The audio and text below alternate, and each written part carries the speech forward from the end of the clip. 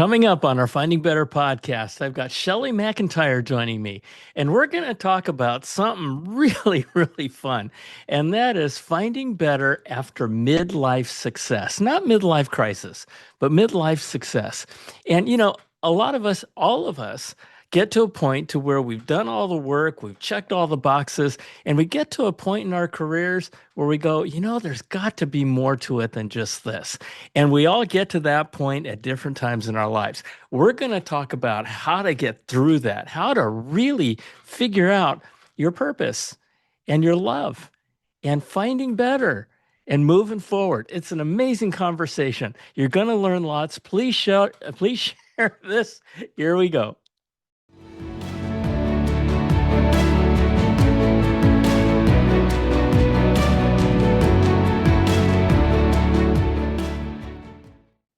Hello, hello, hello, and welcome back to our Finding Better podcast. My name is John Suzuki, and I am your host. And this is where we share real life experiences of people who have been there and done that in terms of life wisdom and lived life.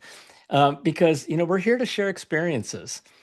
Because what I have found is that sometimes the best path to success is to follow in the footsteps of people who have been there and done that. And it's something of a mentoring podcast, which is really, really cool. And today I have Shelley McIntyre with me. Shelley, welcome to Finding Better. Thank you for having me. I appreciate being here. Yeah, I'm thrilled. We're going to have such a fun conversation. So, folks, the title of this of this talk is Finding Better Beyond Midlife Success. Okay. And there's a lot to this. I've been there, I've been through it, I've retired, I've been through that. But let me just tell you a little bit about Shelley, okay? So Shelley is a reinvention partner. How cool is that? A reinvention partner for midlife professionals who are kind of ready to leave corporate life and build something of their own. Okay? In short, we're talking again about finding better beyond midlife success.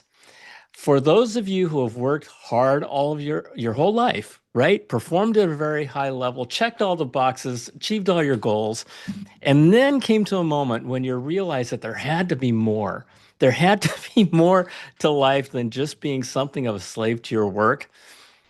This episode's kind of for you. And also for those of you who are transitioning into something new in general. Okay. We have a lot to share with you as you venture into your journey of reinvention. Now, Shelley helps midlifers who aren't just looking to retire or just think differently about their job. These people want to stop borrowing their title as their identity. Something to think about. They want to build something new like consulting or creative work or a solo venture, but they feel stuck, they're fearful, they're uncertain, and they're living with a doubt of, can I do this? We're going to talk about the identity crisis of leaving corporate life, the grief of letting go of your old self, big deal, and the messy, creative process of reinvention. Shelley, welcome to Finding Better. Thank you. Great intro. Okay, this is going to be fun because this applies to everybody. I don't care. I don't care where you are. It really does because whenever you get into looking at a transition in your life, fear, uncertainty, doubt, all those things start to happen. Yeah. And so a lot of what we're talking about is going to apply to just about everybody listening. All right, Shelley, tell us your story. Okay, so you apparently got to a point in your professional career where you said, wait a minute, what's going on? Yeah. And sometimes though that point that people get to, and I'll talk about myself in a second, but sometimes it is like an apex point where they're like, one day they're okay, and the next day they're absolutely not okay. Right. For me, I think it was a slower roll. And I do see that in a lot of people. You Like bet. they have a little voice inside of them, and I certainly did, that was like, something is not right. Hey, something's not right. And you ignore And it. and you You ignore ignore, it like, because go it's a away, go tiny, away. tiny whisper. Yeah, just go away. Yeah, Yeah. exactly. But then after a while, you're like, shut up. You It gets you louder can't and shut up the voice louder. anymore. Yeah. So I spent, most of my career, 25 years in tech and consulting, and had a great ride and did all the things and spent almost 9 years at a little boutique consulting firm that was doing incredible, super interesting work. And I had done all the jobs there because I joined when there were 8 people and helped to grow the company. And then after a while, that little voice was like, there's something else. There's something, you don't belong here anymore. And I started listening and began investigating, well, what could it mean? And what if I did go? And could I take a very long break? And I was pretty languid about it. It was a long process because it wasn't a lightning storm of you're burned out and you must leave, or you have a health crisis. Right. So I gave a lot of notice. Like I gave 6 months of notice because it was a big deal that I was leaving. And then my last day happened to coincide with the pandemic shutdown. Oh, whoa. Was that a good thing? It was a weird thing, John. Yeah, no kidding. So on my last day, there was nobody else in the office. I was like, well, I guess I'll turn off the copier because I don't know when anybody's going to be back here. And I Wow. shut off the lights and I left in Well, silence. that was kind of an unceremonious goodbye and congratulations and see you later. Have a nice So life. it was a real weird thing because everybody is hiding in their houses. Yeah. Wow. So, you talk about that little voice, Yeah. and one of the things I've learned, and of course, I'm 65 now, and I lived a lot of my life ignoring that little voice. And, a lot of times when I talk to people, I'll say, don't ignore that little voice. Do not, don't ignore that voice. Don't ignore your heart and don't ignore your gut, right? I mean, all those things are trying to tell you something. And, when that little voice starts to happen, it's kind of, I've experienced that it's kind of like warning sign, warning, you know, danger, Will Rogers, that kind of thing.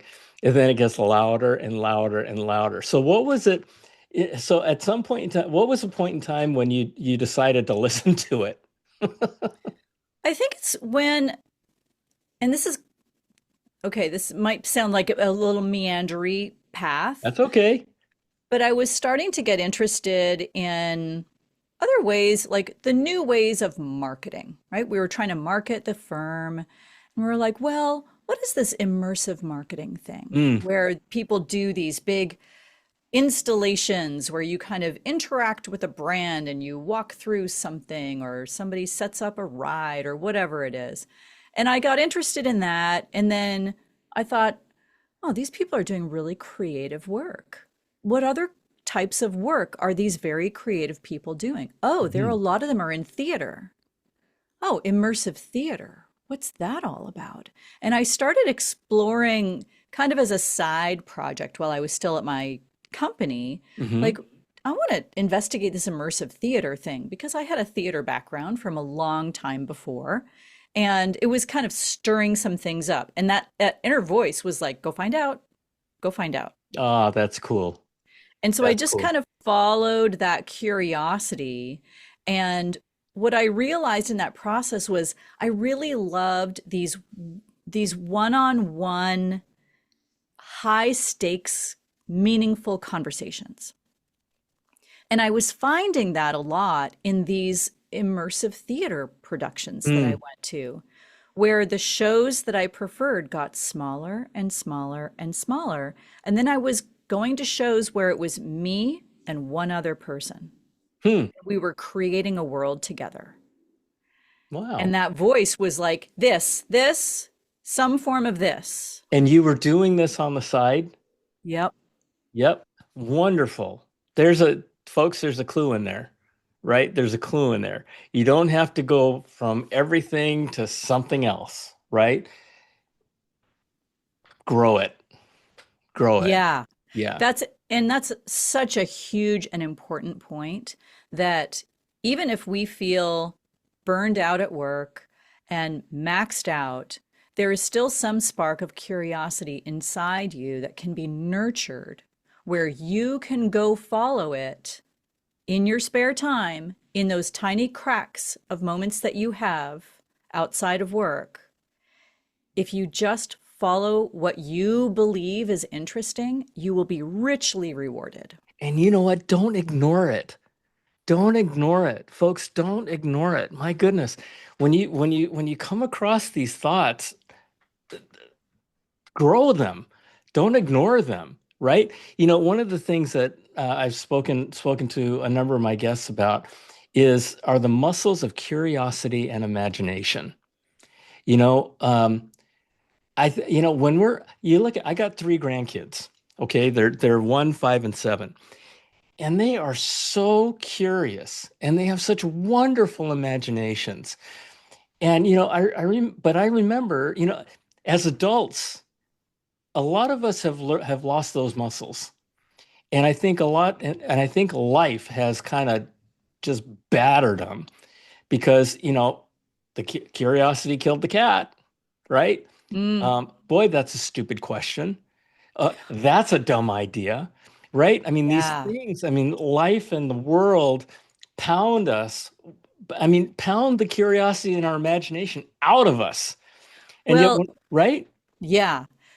You're saying something super important that I really want to emphasize here is that in order to feel curious, you have to feel safe. Yes, And that is if you are so feeling true. unsafe in your home, in your job, with the people who have told you that you had a stupid idea, if you feel unsafe expressing your curiosity, of course you will dampen it. And dampening your curiosity in that type of situation is brilliant and adaptive. It's not something that we should shame ourselves for or punish ourselves for. You were a brilliant adapter of your environment if you quashed your curiosity. However, At the appropriate time. at the appropriate time. Right, But that is not going to serve you for what right. will come next, where you're going to have to reignite that curiosity and pay Yes. attention to it. Yes, that is so, so true. And the thing that I have one cardinal rule in my life, and that cardinal rule is I never deal with unpleasant people. And I retired from 40 years in high tech sales, and people would ask me, John, you have to deal with unpleasant people. You're in sales, and I'd tell them, no, I don't. No, I Mm. don't. I won't do it. I have fired customers, and I have refused because if I bring on an unpleasant customer and then they sign the contract, guess who gets to deal with that customer? That's Our right. support team, right? And I just won't do it. And life is too short, and I won't allow that toxicity into my life. Yeah, Same holds true with the people around you, right? I mean, if you want to be in a space where your curiosity is welcomed and encouraged, where your imagination is appreciated, surround yourself with people who are going to lift you, exactly. right? And if the people around you are not lifting you, find new people, right? Yeah, and I think a lot of us we have lots of different types of people in our lives, and we have the ones who are kind of negative and cynical, but they're also very discerning and they can pick Yes, apart yes, problems. that's There's a right. great function for those folks. Absolutely. And we know people who are like, I'll go to that with you. I'll try that. Yeah, Those are the people that you want during right. these types of In transitions. these types of transition, and great point, because those people who are negative, they're discerning and they're analytical. They can serve you too, right? As you're Yep. in different circumstances. And so, okay, so here we are, and we talked about curiosity and imagination. And, oh, by the way, when you build that muscle of curiosity, you start opening up the blinders, Mhm. right? Yep. Right? And that's what you did because I mean, did you start your career thinking that you were going to go in a two in the direction of two-person theater? No, Probably not. no way. Uh-uh. Yeah.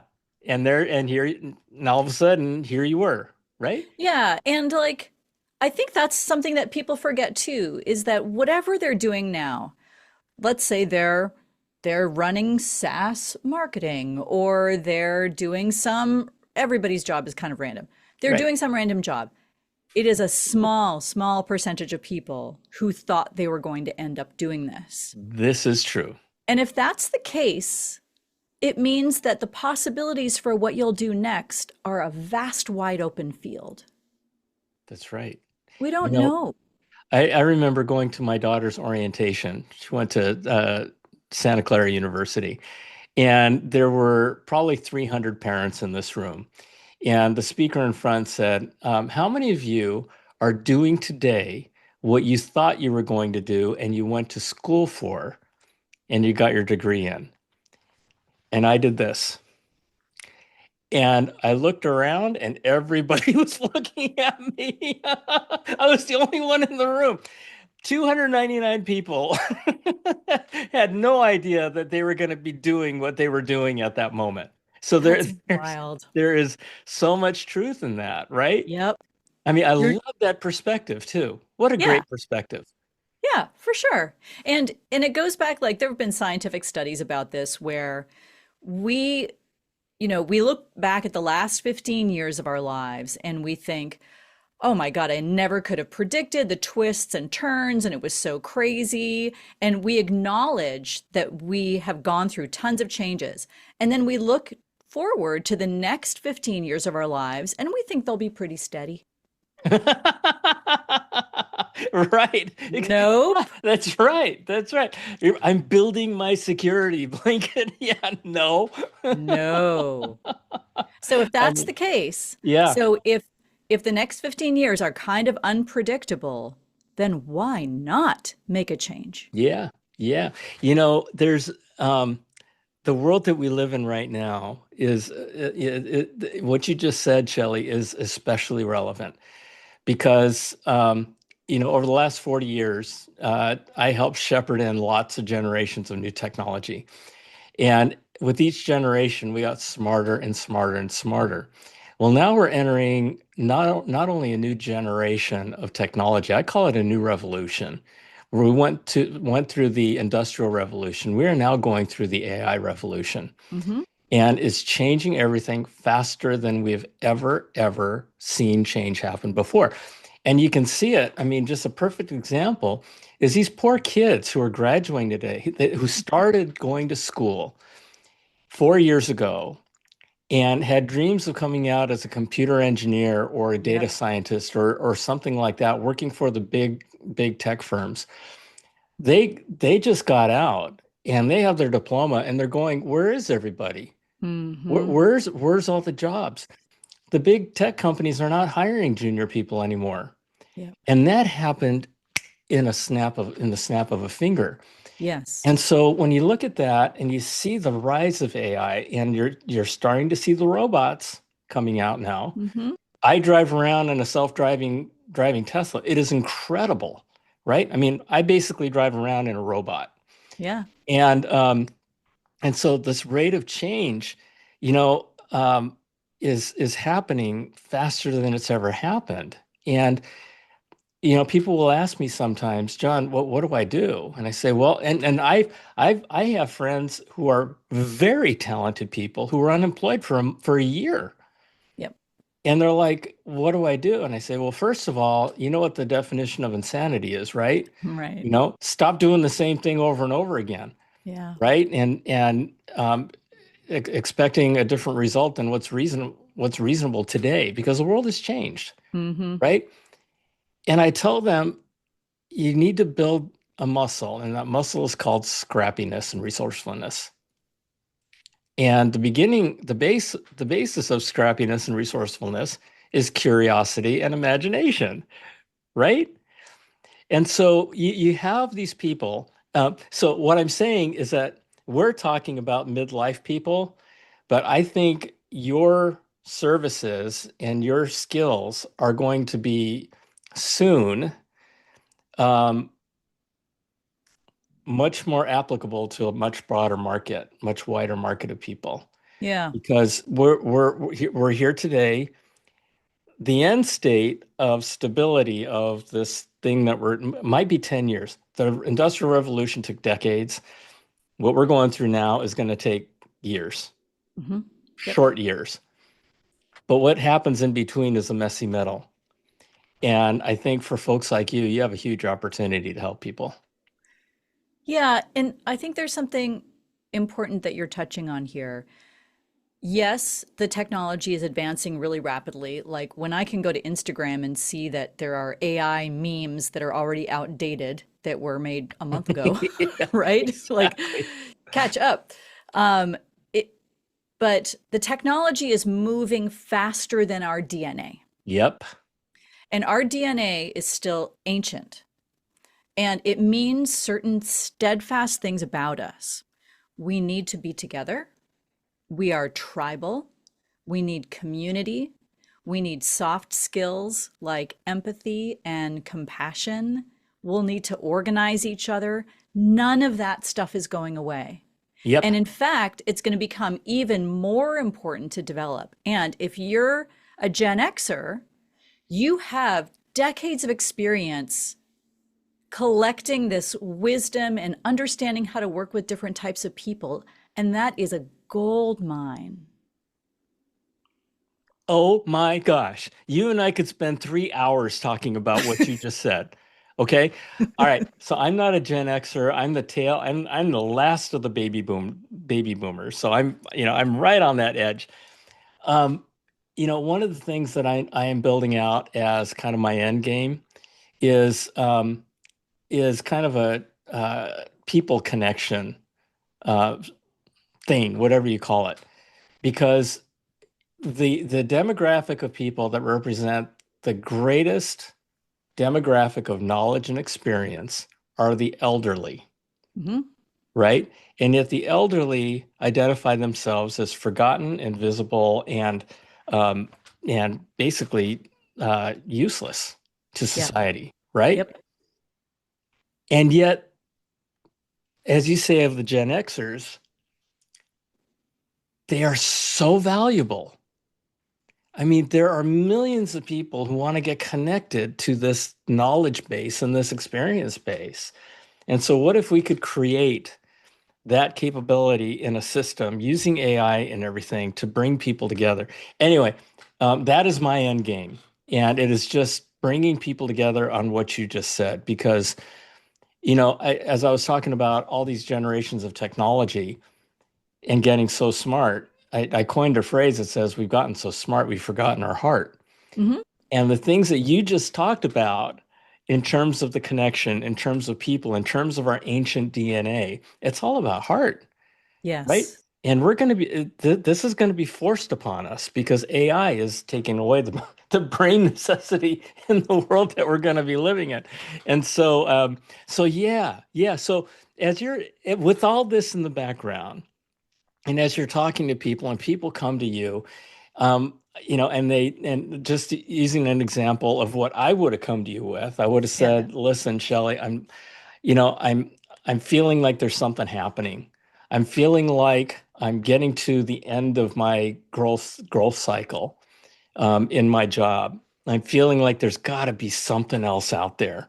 Yeah. I'm feeling a little bit restless. I'm not at the point of making huge, gigantic changes. What do I do?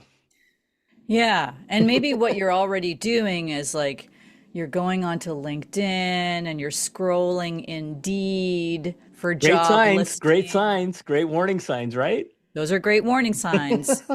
Yeah. But you're not finding anything because you don't want to do any of it Yes. because you're burnt out. You're a little crispy and you're actually in no position to interview for anything and convince any employer that you would care to do that job. You're Yep. going to be a terrible interview. So, what we need to start figuring out is who are you under the corporate mask that you have been wearing for decades?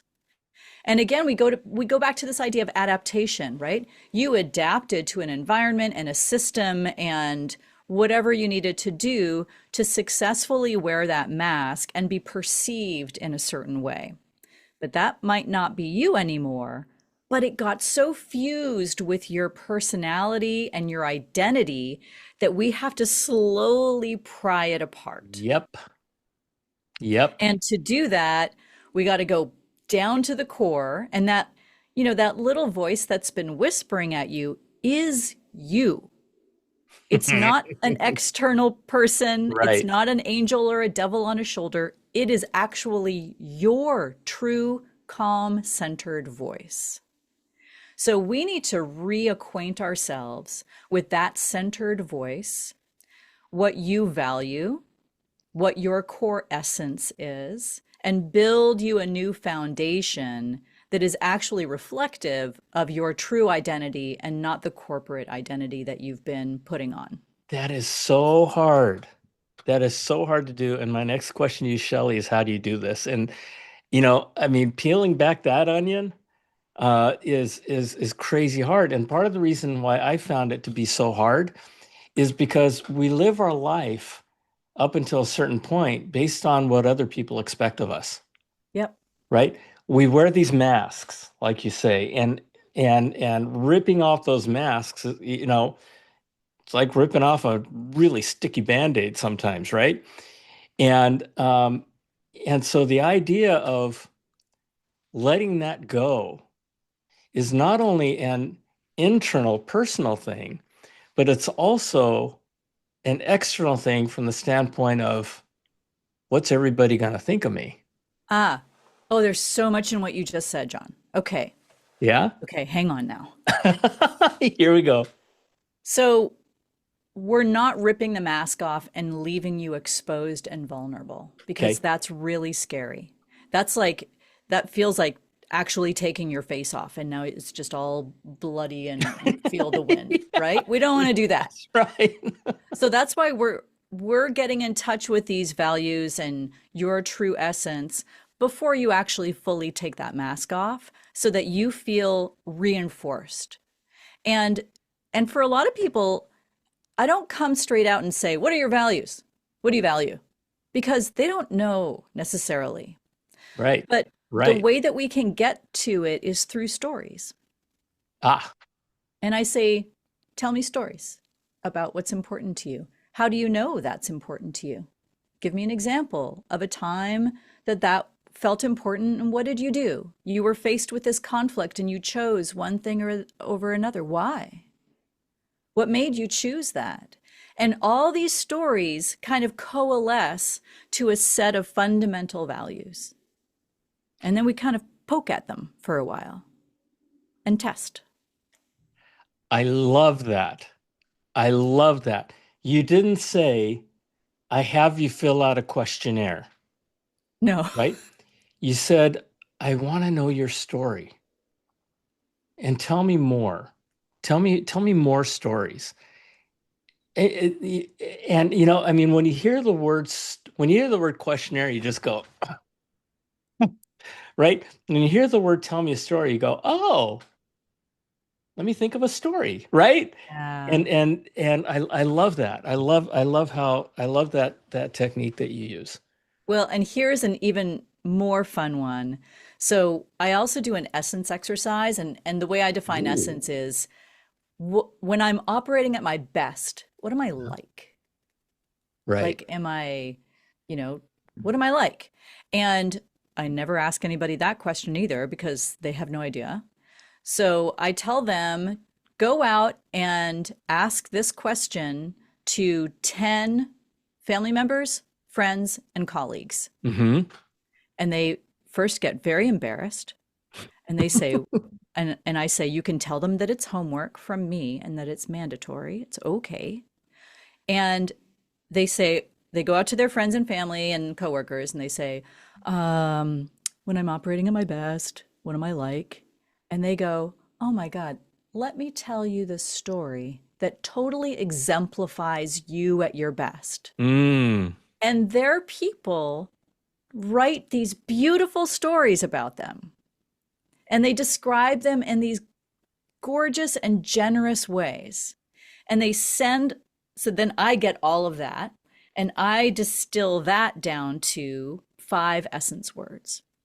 And now, when we refer back to them as we work together, I can say, remember, this was an evidence based word. You have Ooh. evidence that this is you when you're operating at your best, because all of these people who know you well can tell stories about how you exemplified it at one point. Oh, I love that. I mean, I love that in so many levels. Folks, here's the deal, everybody. All you guys who are listening, do this. Do this. And I want to tell you why. Okay, so I one year when my daughter was little, I don't know, she might have been in eighth grade or something like that. I seventh grade. I remember now, seventh grade. I coached her basketball team. And at the end of the season, as we're wrapping things up and we're going to get ready for the end of season party and stuff like that, I had everybody write something about each of their teammates. And it started with this: Kristen is, you fill in the blank. And so I had eight girls do this exercise. And so my daughter and every one of the girls got this sheet of paper that had their picture at the top of it, and it said their name, and it said Kristen is, Courtney is, right? Aaron is.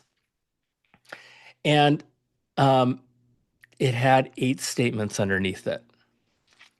Fast forward about 5, 8 years. I'm walking around at the local mall, and one of the girls comes up to me who I coached on the basketball team. She said, "Mr. Suzuki, oh my God, it's so nice to see you." And I hugged her, and she says, "You know that piece of paper you gave us? I have it on my wall. I'm I not have it surprised. on my wall." Yep. Because you know what? It is so, unfortunately, it is so uncommon to get really positive feedback from people. Hmm. And of course, everybody, don't take this as criticism, well, Hmm. the but means it's criticism, Yeah. right? And so what you just said, and I wrote that down. Here's a question, guys. When I'm operating at my best, what am I like? That's such a great question. I've gone to my family and I've said, okay, so um, tell me what you think about me. And they go, what do you mean? What do you think about you? You're my dad. You're my husband. But when you phrase the question like this, It's specific. you're going to get a specific answer. That's right. And you frame it in a way where people go, oh my God. And you're going to see it, folks. You're going to see it. They're going to go, oh my gosh, you at your best? Cool. And Yeah. you know what? Have them write it down, Yes. and have them give it to you. And, in this case, Shelley would look at it, work with you, help you analyze it. But you know what? With or without Shelley, you are going to get such a spiritual lift when you Yeah, when and you I do think something like for that. some people, like if you're in burnout and you're feeling really bad about yourself, it can Oh, be hard to believe it, to believe these beautiful stories, this generous stuff that people are oh, saying about you. It's hard to let it in sometimes. But if you keep it handy so that you can look back at it over time, you will come to believe it. And then the extra advanced maneuver on essence is when you're faced with a decision or you're going to investigate something in the future, if you are going to make that choice from a place of fully being in your essence, what would you do? uh, let's go. Yeah. Yeah. And you'll know it. And you'll You'll know. know it, right? Yep. And you won't be able to deny it. You know, just real quick, I want to go back to, people who are so burnt out, they may not be in a place to accept that information. Yeah. I've had my daughter on this podcast. She's an incredible person, a wonderful mom. I said at her wedding that her superpower is love. That's Kristen's superpower. Yeah. And she's got an eating disorder, Mm. a form of bulimia. And a lot of people don't know this, but you know what these illnesses like alcoholism or eating disorders, they never go away. Yeah. They never go away. And I remember one time I was walking with Kristen on the beach in San Diego, and I said to her, I said, Kristen, what are you grateful for? What are you grateful for? And she started crying. And I said, what's wrong? And she said, Dad, I don't deserve to be grateful. And that was, whoa. Yeah.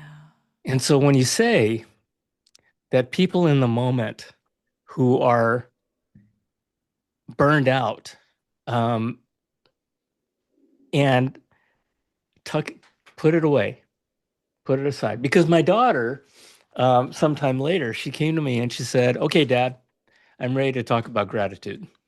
Oh, whoa. What was And that like for you in that um, moment to hear her say that? yeah, it was good. It was good. And she has fought this thing. I mean, like Mike Tyson. Yeah. I mean, she's just been wonderful. And, but, you know, I mean, that's the kind of thing where, you know, everybody's different and everybody's got their own unique story. Hmm. And so, as we talk about this stuff, and this is to my audience, right? Take it and apply it appropriately, right? Yeah. And because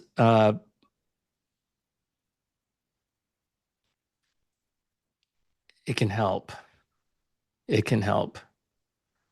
I don't know what else. I don't know what else to say about this, but it's amazing your insight and uh, you know, because it's easy to say, just do this, just do that, just do this. You know what I mean? And here's a Hmm. recipe. No, Yeah. you know, it you have to apply it to you and the circumstances that you're living in right now.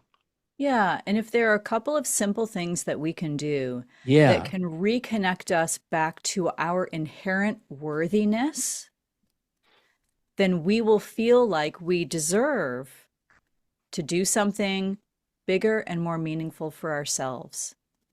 absolutely, absolutely. And so, so tell us a story. Give us an example of a success story. Yeah.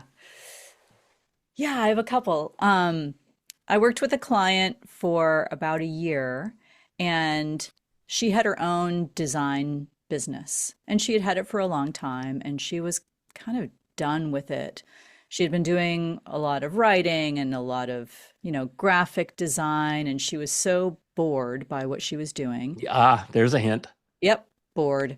And so she came to me and she was like, I don't know what it is. Maybe I don't think I can work for somebody else, but I don't really know what to do because all I really want to do is ballroom dance and ride my bike. And I said, tell me more about that. Okay. And she had picked up the hobby of ballroom dancing and she loved it. She started when she was 46 just as a way to get out there and get some exercise. And where we ended up after kind of doing some investigating in a bunch of different directions, she was like, huh, you know what? There isn't out there any help for people who want to get into ballroom dancing. And I said, oh, well, what could that look like? And what she ended up doing was writing, illustrating, and publishing a handbook for people getting into ballroom dance. And that was our work over the course of the year. And she published that book on our last day of working together. How cool is that? It was so cool. And she got to really dive into what really fed her creatively. She took Yeah. illustration classes to get better at illustration. She went to social dances and asked people if she could just real quick draw them while they were dancing. And all of it fed into the book. We had no idea that's where we were going to end up when we started working together. And it's not like she turned into a New York Times bestseller with her book and made $10 billion, No. right? It was her interest and her passion and her Yep. fun.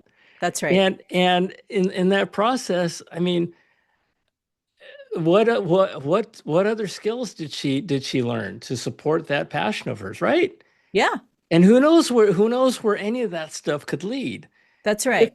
if you're curious and imaginative. And allow for the curiosity. I think there's some people who are like, well, I'm interested in this, but it's a little cringy and I don't know if I could do it. That whole cringe thing, which I think we got from the younger kids, Yeah, cringe, when you say it's too cringe, you're actually making it about you and your discomfort, and it's all imaginary. that's true. Because if That's you true. say, you know what, I'm just going to grab somebody, I'm going to go and I'm going to try it, and I'm going to take that improv class, and I'm going to sign up for the watercolor painting class, and I'm going to try to make a pot, in a pottery class, even though it's going to look terrible. Like, we learn by trying stuff. That's right. And we actually get adjacent ideas, right? Yes. We might go to that watercolor class and meet somebody who has a startup that is really interesting. Who's designing airplanes? And you go, whoa, that sounds interesting in a And now watercolor you class. have this great origin story of having met in a watercolor class. How Yeah, great. that's right. That's right. You said that cringy is imaginary, right? That term. The other thing something that just came up in my mind when you said that is fear. Oh, yeah. Fear Hmm. is imaginary, right? And when you think about it, I mean, we all live in fear. But how often did the things that you fear actually happen? Yeah. I mean, it's self protective. It is. It's part of that ancient DNA. That's right. And Mhm. there, there can be in some instances good reason for you You to have bet. fear, You but bet. it's highly unlikely that the tiger is coming to attack you. That's right. That's right. That's right. So when people get into that fear cycle, I have them play it out. So I can't possibly quit my job. Okay, why is it, because it's too scary. What is the worst thing that could happen?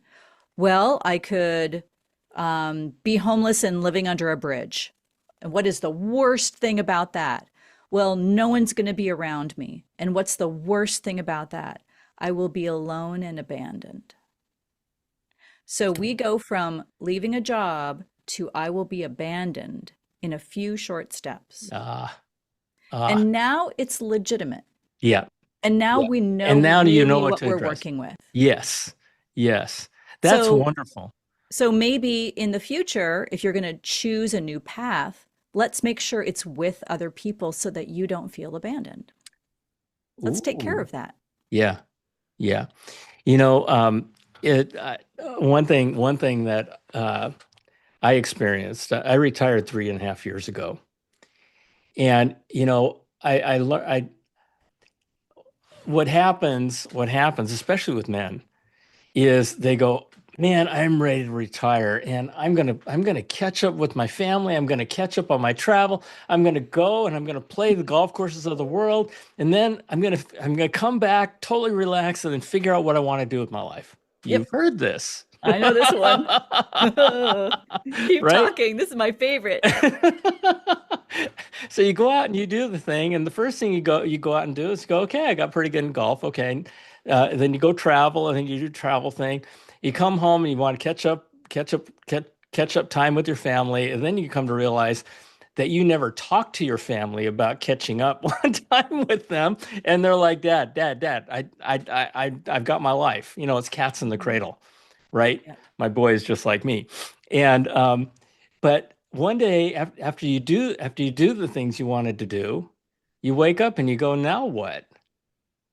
Right?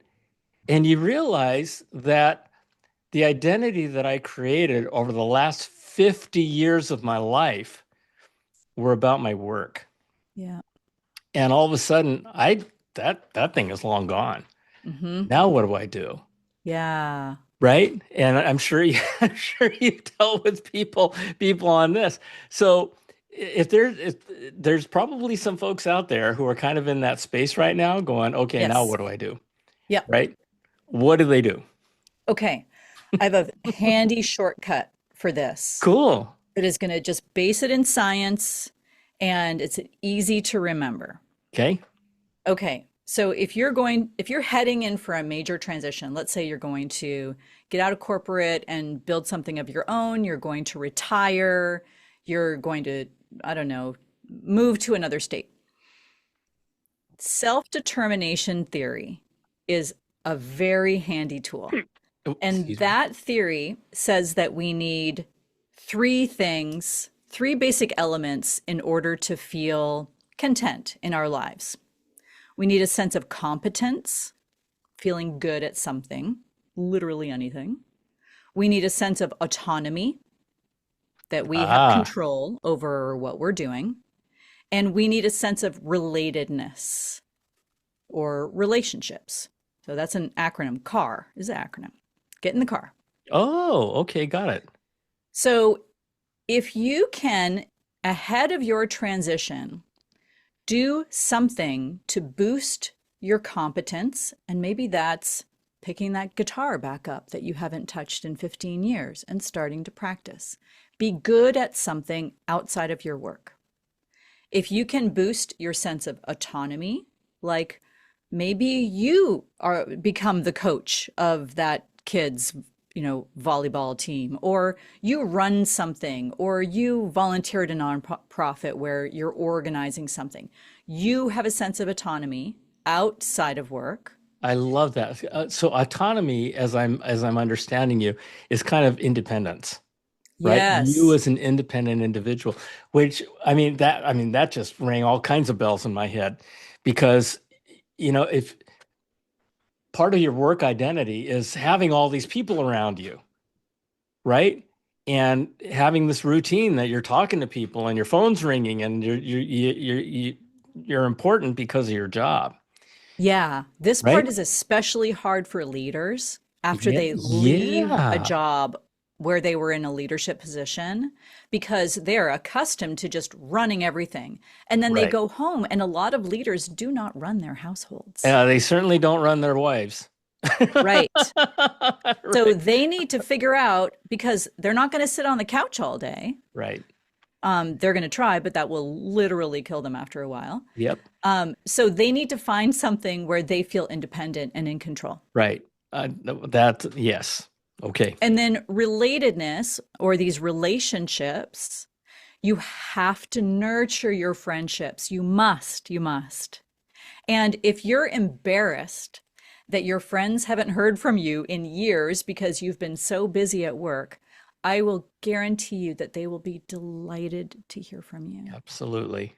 Absolutely. And if you can follow through and say, let's go get dinner, and then you do it, and you make it a regular thing because you need regularity and proximity, that will hold you in so much better stead when you go through this transition. Oh my gosh. Oh my gosh. I can tell you folks from personal experience that holy cow, Shelley is right.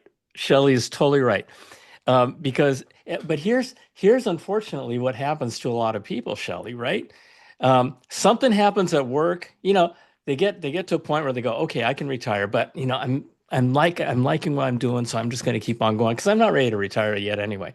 And then Yeah. some upset happens to work, and they say, you know what, go to hell, I'm out of here, right? And they cold turkey it.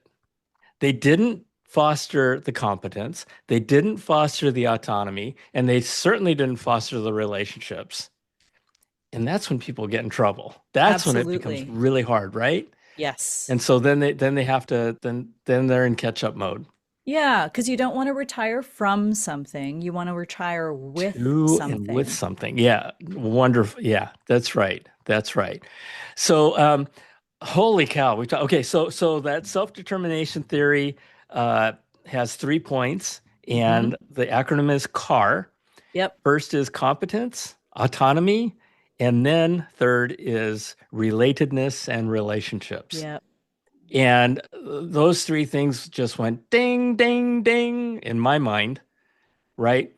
So this has been amazing, Shelley. This has been a wonderful conversation, and I at some point in time, I'd love to have you back, and we can Great. continue the conversation. Close us out. What would you like to leave my audience with? Yeah. You are not your job. Oh my gosh, that's right. That fancy title might have served you very well, but it doesn't represent that inner voice that's asking for your attention and your care. And that inner voice is you. So listen to it. That is so poignant. It's funny because when you talk to people who have been there, gone through it, it's they can relate. When I'm talking to younger people who are just starting their careers, they can't relate. Yeah, Right. And so to the young folks out there, right? If you can find it in yourself, find it in your heart, find it in your brain, to just take some of these concepts and say to yourself, maybe they're right. Maybe there's something here. Maybe there's something about figuring out what you love and then going out and doing it. You know, absolutely. it life gets so much better. It gets so much better, and you become a lot more fun to be with. Mm-hmm. You just really do. You become a lot more fun, a lot more interesting, and you love life that much more. Yeah. So listen, Shelley, if folks want to get to know more about you or connect with you, how do they do that? Yeah. They can tune into my podcast, which is called Burn the Map. Burn Um, the map, Burn the Map. Yeah. not the And bridge, the nope. map. We're burning the map that told us how to be in our lives and careers, and we're inventing something new. So That they is can so find cool. Burn the Map wherever they find fine podcasts. And my website is burnthemapcoaching.com. Burnthemapcoaching.com. I love it. I love it. Shelley, thank you for joining us. I love you. God bless you. And thank you for all you're doing to help folks. And everybody out there, listen, rewind this, share this. There's so many golden points of just life and wisdom that you can apply to your life. And that's what we're all about. So share this. Please subscribe if you haven't. And with that, I love you. God bless you. Thank you for joining us. And we'll see you next time.